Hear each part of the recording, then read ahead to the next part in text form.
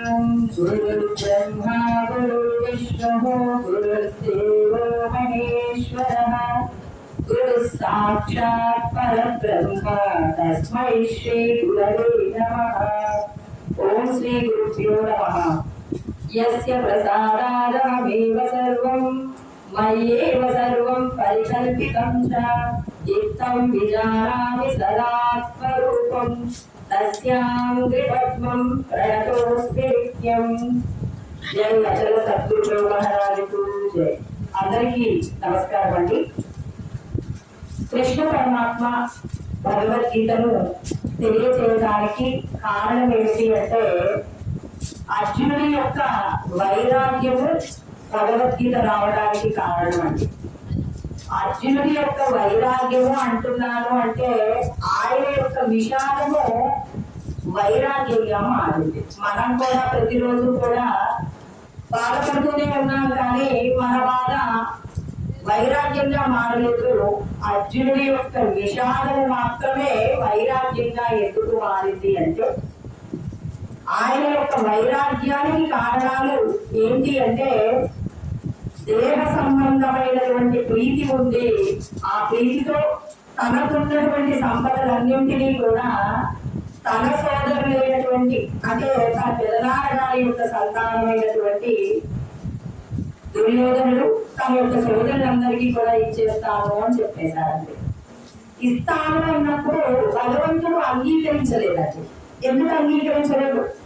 అర్జునుడి యొక్క ఆస్తి తన పెదనాన్న గారి యొక్క పిల్లలకి ఇచ్చేస్తారంటే భగవంతుడికి ఎందుకంటే బాధ? మనం కూడా అంటాం కదా, మా బంధువులే కదా, వాళ్ళకి మా సంపదలన్నీ ఇచ్చేస్తామంటే భగవంతుడు అంగీకరించడండి।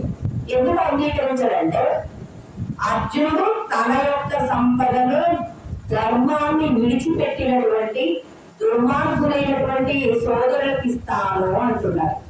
అంటే మనమందరం కూడా ఏం చేస్తామంటే మన వాళ్ళు ఎవరైనా తప్పు చేశామనుకోండి, ఏమోలే నా బంధువు తోడబుట్టిన వాడు కదా, చేస్తే చేశాడే, ఏమైంది, తింటే తిన్నాడే అని చెప్పేసి మనం ఏమనుకుంటాం, ఇచ్చేస్తామండి। ఇద్దామని మనం పిలిస్తే అతను ఏదో వండి పట్టి పెట్టేసి అతను రానండి। ఎందుకు రాడు అంటే భగవంతుడు రానివ్వడు। కృష్ణ పరమాత్మ 15వ అధ్యాయం 15వ శ్లోకంలో చెప్తానండి, స్మృతి జ్ఞానం అపోహనంచ అంటాడు। అంటే నీ యొక్క తెలివి, నీ జ్ఞానము, నీ మరుపు నేనే అన్నాడు। అంటే మనందరి తెలివి ఎవరు? భగవంతుడి యొక్క తెలివియే మన తెలివి। మనమేమంటాం, నాకు చాలా తెలివితేటలు ఉన్నాయండి, నేను అందుకే ఈ పని చేశానండి అంటాం। భగవంతుడు అంటున్నారు నీ తెలివితేటలకి కారణం నేనే అంటున్నారు। అంటే భగవంతుడు ఏం చెప్తున్నాడు మనందరికీ కూడా అంటే మీరు అధర్మపరులైనటువంటి వాళ్ళను ప్రోత్సహిస్తే, మీ యొక్క సంపదలను మీరు అధర్మపరులైన వారికి ఇవ్వాలి అనుకుంటే నేను అంగీకరించను అంటున్నారండి। మనమందరం ఏమంటాం, నా బంధువులండి, నా బంధువులను నీరించుకుంటే నీకేంటి మధ్యలో? అర్జునుడు కూడా ఇచ్చేస్తానన్నాడు, ఇవ్వనిచ్చాడా? ఇవ్వనివ్వలేదు। ఎందుకు ఇవ్వనివ్వలేదు? అధర్మపరులైనటువంటి వారికి ఇవ్వడం ఇష్టం లేదు నాకు అంటున్నారు। నా డబ్బులు నేను ఇచ్చుకుంటాను, నీకేమిటి మధ్యలో అంటే కృష్ణ పరమాత్మ అంటున్నారు అసలు మీరందరూ ఎవరో మీరు ఆలోచించండి ఫస్ట్। మనం ఏమంటాం, నేను ఫలానా కులం అండి, ఫలానా వాళ్ళకి సంతానం అండి అని మనం అంటున్నాం। భగవంతుడు అంటున్నారు మీరందరూ కూడా నా అంశ అంటున్నారండి। 15వ అధ్యాయం 7వ శ్లోకంలో కృష్ణ పరమాత్మ చెప్తున్నారు మమై మాంశో, మీరు నా అందరూ అంశ, అంటే నా యొక్క అంశయే మీరు అంటున్నారు। అంటే మనం భగవంతుడి యొక్క సంతానము అని చెప్పడానికే కృష్ణ పరమాత్మ అన్నారండి ఊర్ధ్వమూలమదశాతం, మీరందరూ కూడా 15వ అధ్యాయంలో 1వ శ్లోకంలో అంటారు అన్నమాట, మీరందరూ నా సంతానము। మీ యొక్క మూలాలు ఎక్కడ ఉన్నాయి?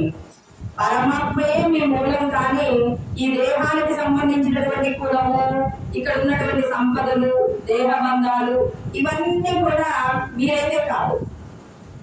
మీరందరూ ఏమనుకుంటున్నారు? తాత్కాలికమైన దేహ బంధాల కోసం ఎంతటి త్యాగమైనా చేస్తారు, ఎవరి పాదాలైనా పట్టుకుంటారు।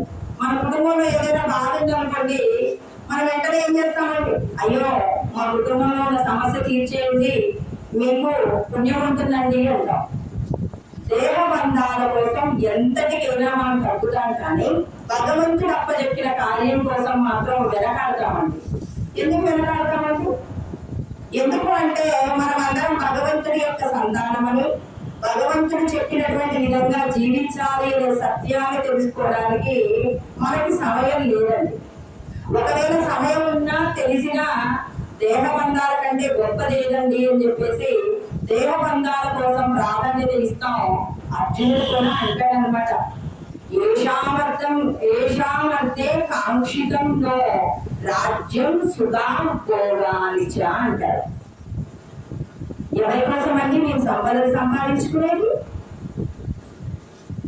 నా సోదరులైనటువంటి వాళ్ళ కోసం, మా తాతలు, మా తండ్రులు, మా పిల్లలు. ఇప్పుడు ఈ మాట ఎందుకు అనాలి అంటే అర్జునుడు మన కోసమే అన్నాడండి. మన కోసమే ఏమన్నాడు? మనం ఏమంటాం, మన ఇంట్లో ఏదైనా శుభకార్యం జరిగింది అనుకోండి, మనతో మన బంధువులు అంటే తోడబుట్టిన వాళ్ళు మన దురదృష్టం కొట్టి ఓ 10 సంవత్సరాల నుంచి మాట్లాడట్లేదండి.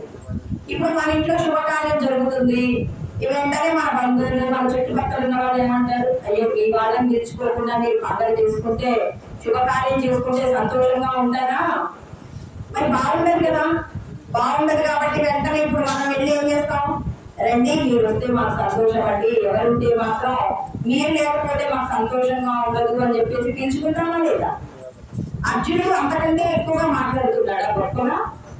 ఆచార్య పితర పుత్ర తదైవ చ పితామహః మాతులా శ్వశురా పౌత్రాః స్యాలా సంబంధినస్తదా అంటున్నారు. మా తాతలు, మా తండ్రులు, మా వాళ్ళందరూ కూడా చావడానికి సిద్ధంగా ఉన్నారు.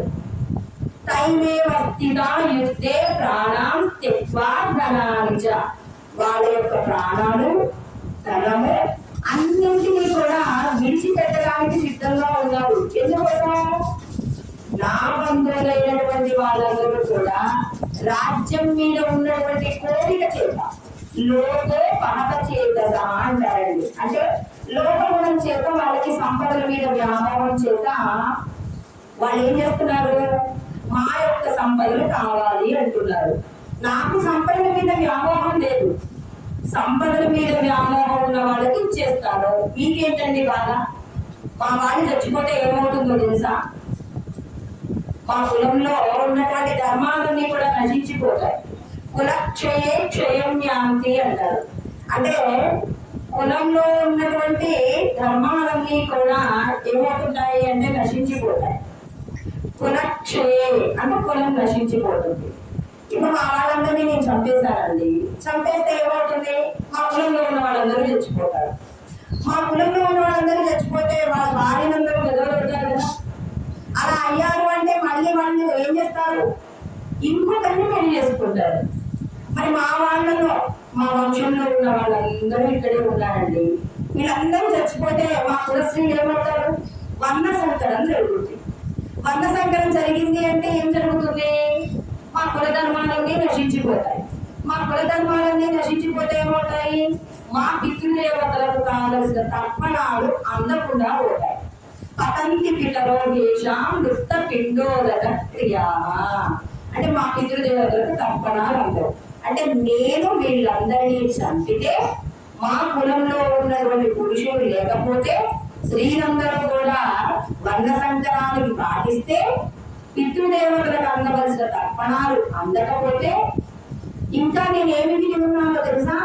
నరకే నియతం వాసో భవతీత్యనుశుశ్రుమా అన్నాడు. మేమందరం కూడా నరకానికి వెళ్తామట. ఎందుకంటే ఆల్రెడీ మా సోదరులందరూ కూడా పాపపు కర్మలు చేసి ఉన్నారు. ఆతతాయినులు అంటారండి. ఏమంటారు? ఆతతాయినులు అంటే ఎవరు అంటే ఇంటికి నిప్పంటించి చంపాలి అనుకునే వాళ్ళు, ఇతరుల యొక్క సంపదలను తీసుకునేటటువంటి వాళ్ళు, ఆయుధాలతో దాడి చేసేటటువంటి వాళ్ళు, విషం పెట్టి చంపేవాళ్ళు, ఇంట్లో ఉన్నటువంటి భార్యలను ఏం చేస్తారు, వాళ్ళు కావాలి అని కోరుకుంటారు. అంటే పరుల యొక్క భార్యలను కోరుకున్న వాళ్ళు, వీళ్ళందరినీ ఏమంటారు? ఆతతాయినులు అంటారు. ఆయుధాలతో చంపేవాళ్ళు కూడా. ఆ 6 రకాలుగా చెప్తారు. మరి వీళ్ళందరూ కూడా చెడినటువంటి మనస్సును కలిగిన వాళ్ళేనండి.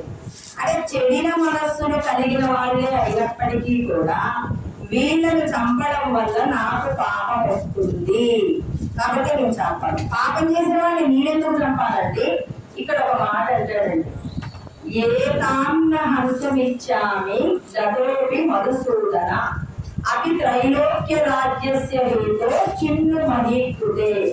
3 లోకాల యొక్క అంటే రాక్షస లోకం, దేవలోకం, తర్వాత మనుష్య లోకం, ఈ 3 లోకాల యొక్క సంపద కలిగినటువంటి అంటే వీటన్నింటికి నన్నే వారసుని చేసిన నేను నా సోదరులను చంపను అన్నారు. ఇక్కడ అర్జునుడి యొక్క విషాదం ఎందుకు వైరాగ్యంగా మారింది అంటే 3 లోకాల యొక్క రాజ్యాన్ని ఇస్తాను అని చెప్పినప్పటికీ కూడా నేను వీళ్ళనైతే చంపను. నా వాళ్ళని చంపుకొని నేను సంతోషంగా ఉంటానని నేను అనుకోవట్లేదు. కాబట్టి మీరందరూ కూడా ఏం చేస్తారు ఇక్కడ అంటున్నారు అంటే మనందరికీ చెప్తున్నారు, మీరందరూ కూడా మీ బంధువుల కోసం ఇదే విధంగా తాపత్రయపడతారు కదా. మరి ఆ తాపత్రయం ఏమవుతుంది అంటే భగవంతుడికి మనం దూరం అవుతామండి. మనం భగవంతుడికి దూరం అవ్వాలి అని ప్రయత్నం చేస్తామా, లేకపోతే మన బంధువులకు దగ్గర అవ్వాలని ప్రయత్నం చేస్తామా? మనం అందరం ఏం చేస్తామంటే నేను చెప్తున్నానండి, నేనైతే నా బంధువులకు దగ్గర అవ్వాలి అని కోరుకున్నంత కాలం నేను భగవంతుడికి దూరం అవుతానండి. నిజంగా నాకు ఆత్మజ్ఞానం ఉంటే బంధువుల కోసం అని చెప్పేసి ధర్మాన్ని ఎవరైతే విడిచిపెడతారో విడిచిపెట్టినటువంటి వాళ్ళందరూ కూడా మన బంధువులకు మనం చాలా దగ్గర అవుతాం. బ్రతికుండగా మనల్ని పొగుతారు, చనిపోయినప్పుడు కూడా గుర్తొచ్చినప్పుడు పొగుతారు, కానీ భగవంతుడికి మాత్రం దూరం అవుతామండి. మానవ జన్మ యొక్క గొప్పతనం ఏంటి అంటే నీ లోపల ఉన్న భగవంతుడిని తెలుసుకోవడానికే నువ్వు పుట్టావు, కానీ దేహ సంబంధమైన విషయాలతో మమత్వాన్ని పెంచుకొని ఇక వీడు లేకుండా నేను ఉండలేను అనేటువంటి భావనను అధికపరచుకోవడానికి అయితే భగవంతుడు మనకి మానవ జన్మ ఇవ్వలేదు. కాబట్టి నీ యొక్క స్థానం ఏంటి, ఈ శరీరంలో నువ్వెక్కడున్నావో వెతికే ప్రయత్నం చేయండి అందరూ కూడా. అంటే మనం అందరము చెయ్యాలని ఎవరు మినహాయింపేం కాదు, జీవన్ముక్తులు తప్ప.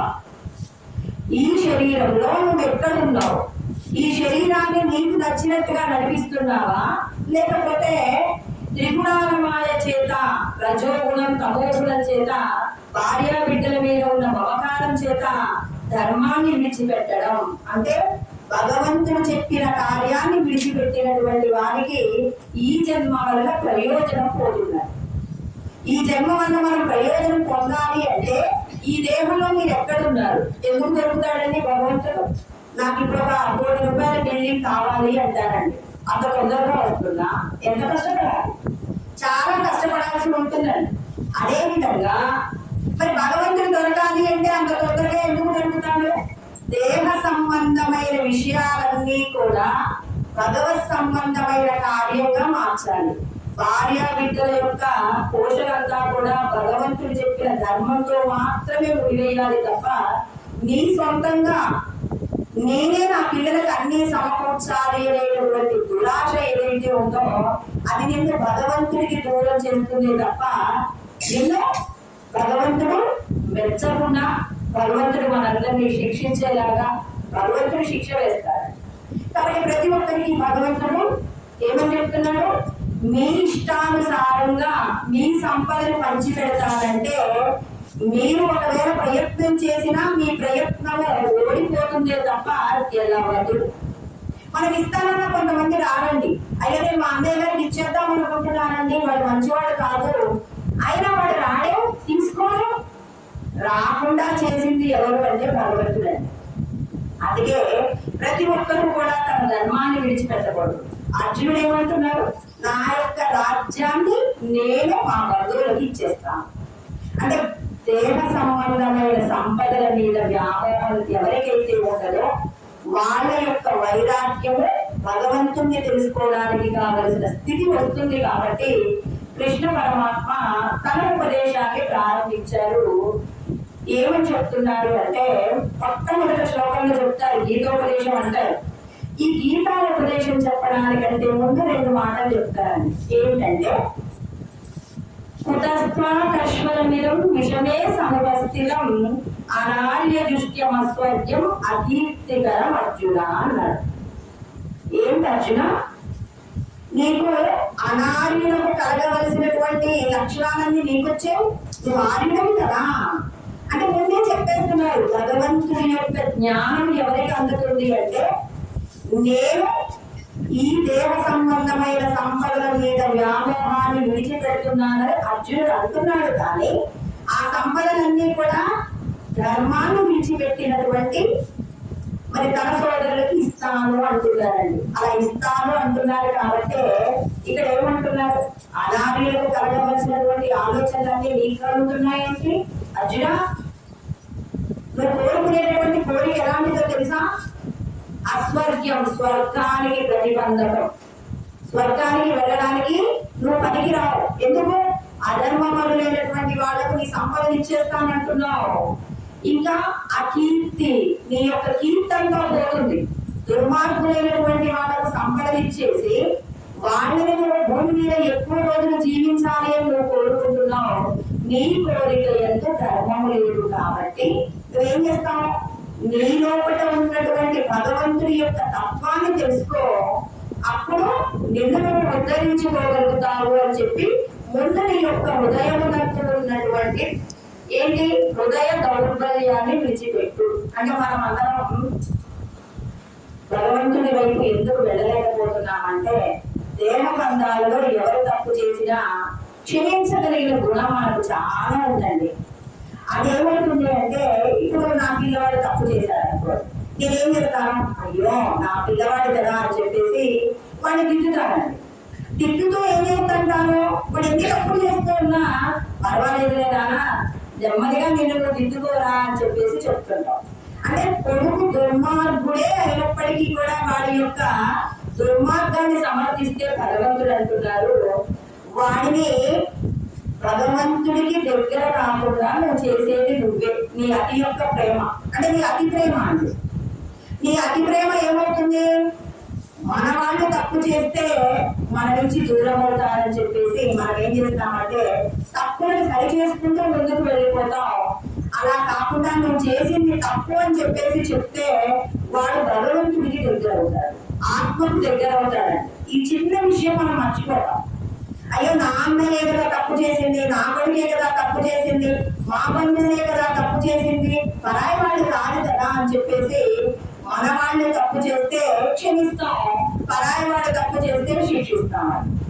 నిజంగా మనం ఎవరికి ఉపకారం చేసినామంటే పరాయి వాళ్ళకి ఉపకారం చేసాం, మన వాడి గొంతు మనమే కోసామండి. ఎందుకు కోసాం? ఇవాళ నువ్వు చేసింది తప్పురా అని చెప్తే వాడు మనల్ని కొద్దిగా కోపగించుకోవచ్చు, అవసరమైతే మాట్లాడకపోవచ్చేమో, కానీ వాడి తప్పును వాడు తెలుసుకుంటే భగవంతుని తెలుసుకోవడానికి కావలసిన శుద్ధత తనకు ఏర్పడితే వెంటనే ఏం చేస్తాడు? తాను చేసేటటువంటి కర్మలలో ఉన్న దోషాన్ని పోగొట్టుకుంటారు. మనం ఆ దోషాన్ని పోగొట్టే ప్రయత్నం చెయ్యమండి.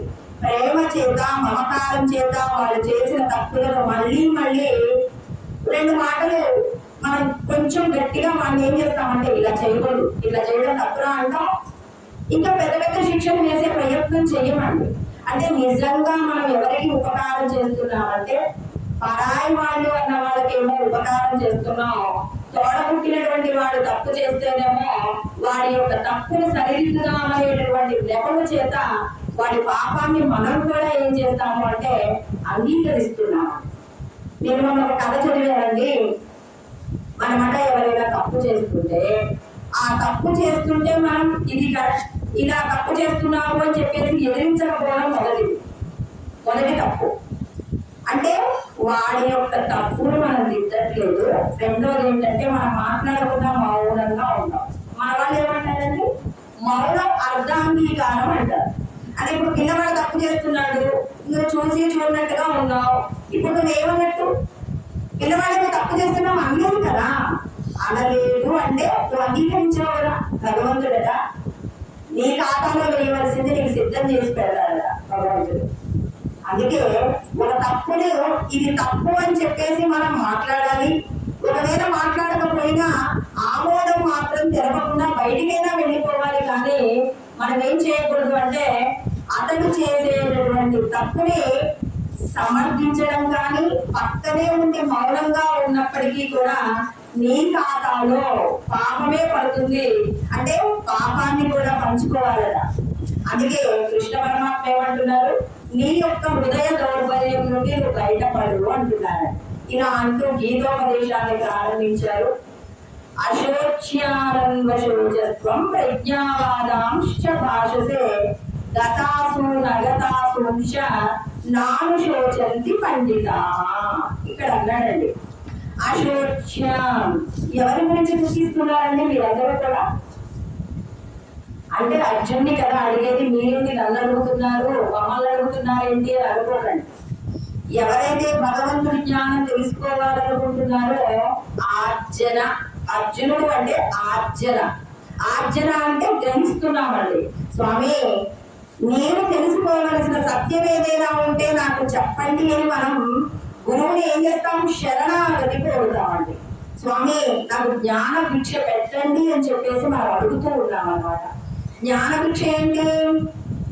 నేను దేహ సంబంధమైన విషయాల చేత బాధపడుతూ ఉన్నాను. యచ్చోషణ ఇంద్రియానాం. అర్జునుడు ఏడుస్తాడండి, నువ్వు లోకాలను జయించాను కానీ నా ఇంద్రియాలు పెట్టే బాధ భరించలేకపోతున్నాను. నేను ఇంద్రియాలు ఎందుకు బాధ పెడతాయండి? నీ కన్ను నిన్ను బాధ పెట్టిందా? నీ నాలుక నిన్ను బాధ పెట్టిందా? నీ చెవి నిన్ను బాధ పెట్టిందా? అంటే బాధ పెడుతుంది.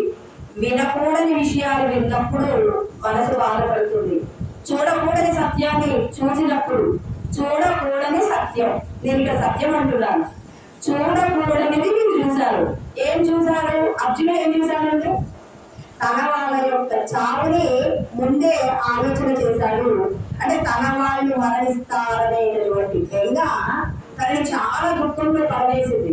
అంటే ఇంద్రియాలు పెట్టే దుఃఖం నుండి నేను బయటపడాలనుకుంటున్నాను కృష్ణ, నన్ను ఏం చేయమంటారో చెప్పండి అన్నప్పుడు, ఎందుకయ్యా దుఃఖిస్తున్నావు అర్జున అంటే మనందరికీ చెప్తున్నారు, ఈ దేహము ఎంతకాలం భూమి మీద ఉంటుంది అనేది నువ్వు ఆలోచన చెయ్యి.